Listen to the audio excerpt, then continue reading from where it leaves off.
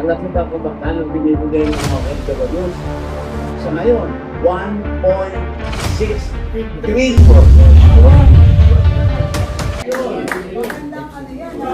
Sir, kasi nakatutok po tayo. OFW. Nakatutok po tayo ngayon sa mga usaping question dahil sa mga insertion at saka tulad ng PhilHealth at kung ano-ano pa ba.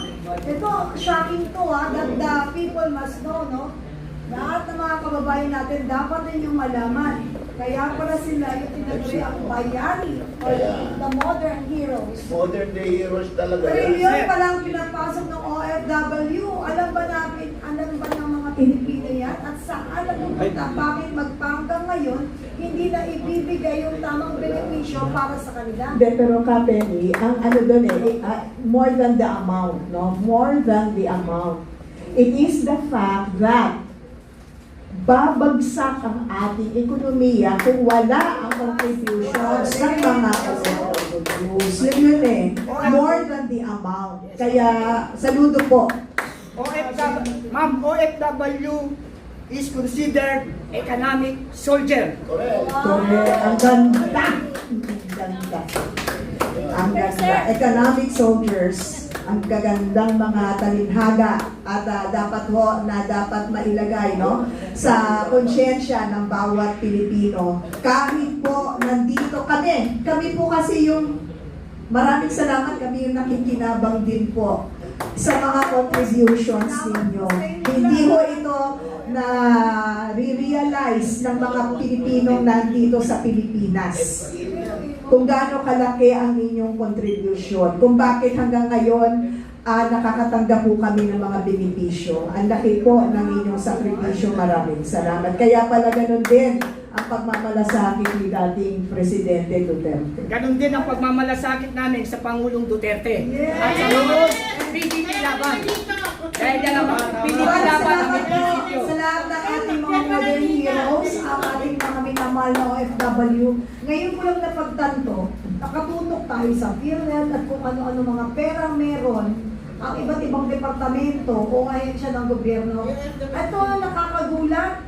May trilyon pala na nanggagaling sa ating mga OFWs na dapat malaman ng lahat ng Pilipino. Yes. Every year yan. Every year, ha? Every year. O, pakicheck din yan, baka nawawala rin yan.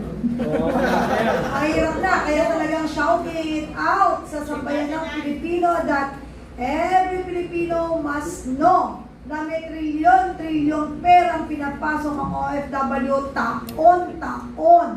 Kaya, sabi ko pag-matsyag, kasi kung sa PhilHealth, mangilan-ilan lang yun, hanggang ngayon, hindi pa nakikita, may sinole, pero sa salita, pero hindi mo nadadama, wala sa gawa.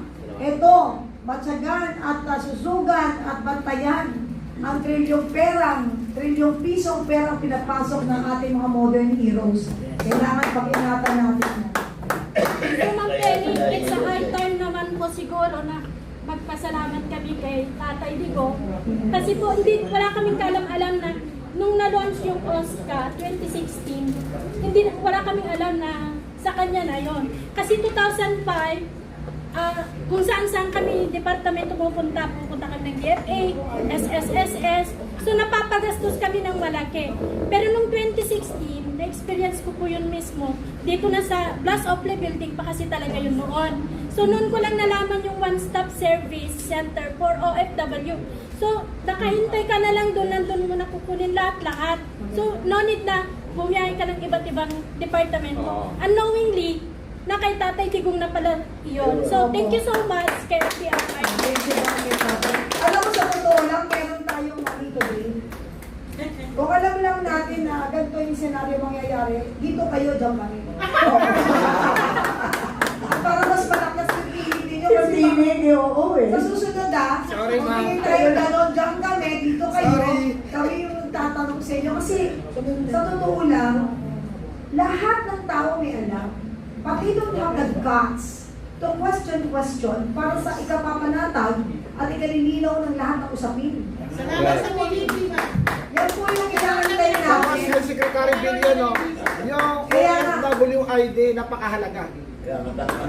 Oo. Kung makikita po ninyo yung logo ng ating kapiyan, ano yung nakikita nyo? Ang bawat Bawat tinig. tinig. Ay, bawat Kaya tinig. nandito kami. Ang mahalaga. Opo, eh hindi lang naman kayo nagaganyan. Kung alam lang namin, kami na sekretaryo ang umupo dyan, at kayo ang nandito.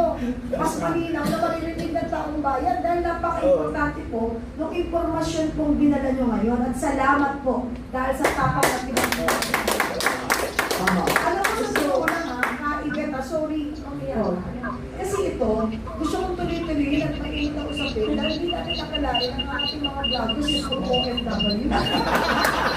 Bakit yung way namin pakita kay tatay dito na kanina Oo. masyadong Wala malaki-laki yung mga kukuha ng mga to, lalo na nakakakot itong nalaman nila. Gusto kong tanong kay Secretary Pele, pero parang masagot na eh. Ito na lang yung number 14. Opo, Oo. parang importante, di ba, yung How should? Yung number 14 ka, Benny. yung kasi natanong ko na eh, yung yung naging, How should history? hindi, yung leadership po ba ng ating pong, yung ginawa po ba did that leadership style strengthen po yung Dole's position?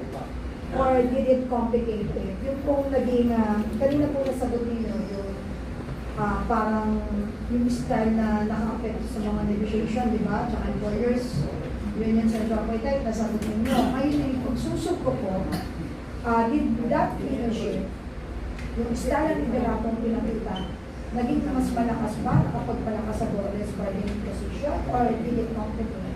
Yun ang actually, it gave Dole a true face. Dahil nung araw, ang tingin nila, ang Dole ay pro-management. So, na puro pabor sa ang desisyon ng mga NLRC, gano'n, at yung mga arbiter, puro pabor sa mga employer. Pero pagdating ng panahon, ay napakita na ni Pangulong Duterte through the Department of Labor na wala ang pinapanayagan, kundi pareho tinitingnan at partners in the business. Walang negosyante kung walang empleyado.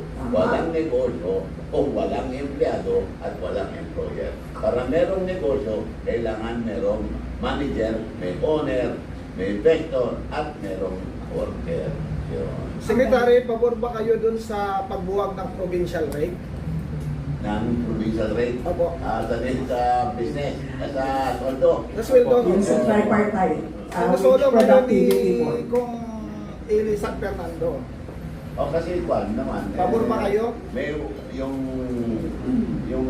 regional, kasi meron wage board eh. Opo. O, may wage board, regional. Oo. Yung regional wage board na yan, sila ang nag-assess sa financial and anong tawag, business situation, at doon sila nagre-recommend ng wage increase or wage decrease. Yun. Pero palagay ko tama pa rin yun. No? Buwagin ano? Hindi siguro kailangan pa rin kasi iba.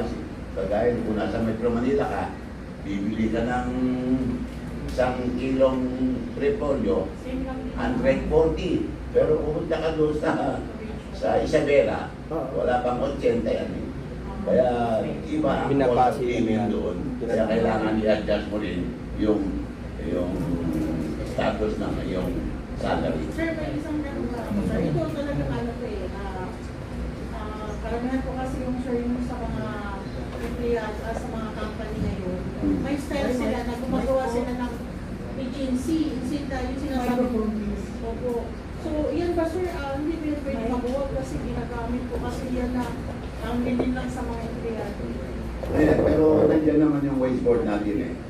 Sila ang tumitingin at naniniguro na tama ang assessment nila sa situation at magiging basis ng kanilang wage increase or wage increase. Ay, iba po sir, ang tinutuloy ko yung regarding sa agency. Instead na dahil sa company mag-apply, ang company gumawa ng agency para yun ang agency magpasok sa kanila naman. Na ano sir, nabayulin po kasi ang karapatan ng mga manggagawa. Hindi naman. Kasi yung wage board may representative na mga manggagawa. O, hindi naman Kaya lagi purely... kaso yung sa labor, sir. Yun lang. Yun lang ang bantayan nyo, baka masyadong pro-management yung Yes, mga po, member. sir. O. Pero kung meron ganun, dapat iparating nyo sa Department of Labor Secretary. Ako, ginawa na rin po, sir. Wala rin, baka. Kasi ang may-ari ng ano pala, ng company, yun din yung agency. Siya din may-ari. Ayan, kabayan. Yun. Mag-ano muna tayo kasi medyo mahaba yung oras natin. Pero sir, last ka, sige. Kasi nasira yung ating flow ng program. But thank you kasi very informative po yung nilatag ninyo. Thank you, thank you. Go on, sir. Si Pogi. Lalo? Ayan, meron po, sir. Meron po mapasok po. Meron?